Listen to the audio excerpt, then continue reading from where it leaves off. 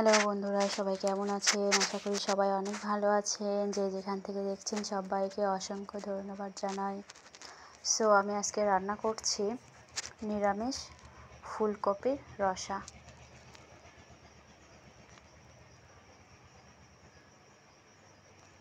So আমি কিন্তু video করার জন্য আলাদা করে কোনো আইটেম বা রান্না করি না।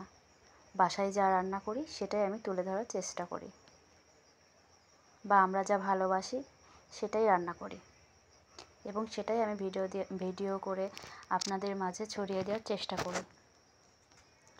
সো ফুলকপির অনেক রকমের আইটেম হয়। সো আমি আজকে রান্না করছি নিরামিষ ফুলকপি দিয়ে নিরামিষ রসা, বা একটু ঝোল ঝোল থাকবে।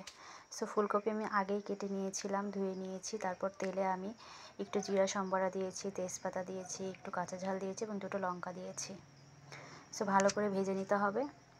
তারপর একটু নুন দিব, একটু হলুদ দিব, একটু ঝালের গুঁড়ো দিব এবং একটু গরম মশলার গুঁড়ো দিব। এসব কিছু দেওয়া হয়ে গেলে আমি ভেজে নেব, ভালো করে ভেজে নিতে হবে। সো দেখুন সব আমার দেওয়া হয়ে গেছে। এবার আমি নাড়াচাড়া করে নিচ্ছি। একটু ভালো করে ভেজে নিতে হবে। আমি ঢেকে দিয়েছিলাম, আবার নাড়াচাড়া করছি। এই শীতের সময় কিন্তু ফুলকপি সব জায়গাতেই পাওয়া যায়। সো ফুলকপির কিন্তু অনেক রকমের আইটেম হয়। ফুলকপির বড়া হয়, ফুলকপির রসা হয়, ফুলকপি দিয়ে আর ঝোল রান্না হয়। সো শুধু যে মাছ দিয়েই ফুলকপি রান্না করা যায় তা কিন্তু নয়, মাছ ছাড়াও নিরামিষ রান্না করা যায়। সো আপনারাও ট্রাই করতে পারেন। নিরামিষ রান্না করছি। হ্যাঁ, নিরামিষ রান্না করতে গেলে একটু কিন্তু দুধ দিতে হয়। তো আমি করে দুধ জ্বালিয়ে রেখেছিলাম। কষানোর সময় আমি একটু দুধ দিয়ে দিয়েছি যাতে একটু বেশি ভালো লাগে খেতে। আগে থেকে জ্বালিয়ে রাখা দুধ সেটা আমি দিয়ে দিলাম এবং এখন নাড়াচাড়া করে নিচ্ছি। আবারও ঢেকে দিলাম। সো এবার আমি জল দিয়ে দিচ্ছি। আমার কষানো হয়ে গেছে। আমার পরিমাণ মতো আমি জল দিচ্ছি। আমি যতটুকু রান্না করছি বা যতটুকু আমার লাগবে ঠিক ততটুকুই আমি জল দিয়েছি। আপনারা আপনাদের পরিমাণ মতো দিয়ে তাই রান্না করবেন। সো আমার রান্না হয়ে গেছে গাইস। দেখুন আমি নিরামিষ রান্না করেছি ফুলকপির রসা, একদম নিরামিষ।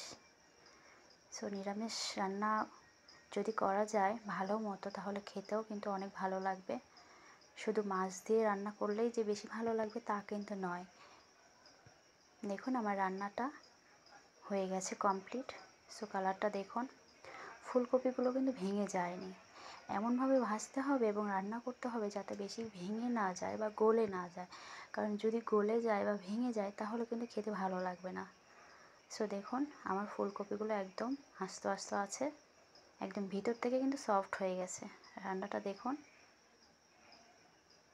জাস্ট আমি এসেছে না, গরম গরম দেখুন একদম ভেঙে যায়নি, কিন্তু একদম ভিতর থেকে খুব মজা হয়েছে, একদম সফট এসেছে। সো আমার রান্নাটা কেমন হয়েছে বন্ধুরা অবশ্যই জানাবেন এবং পাশে থাকবেন। কে কোথায় থেকে দেখছেন কমেন্টে জানাবেন। সবাই সুস্থ থাকবেন, ভালো থাকবেন। টাটা বন্ধুরা।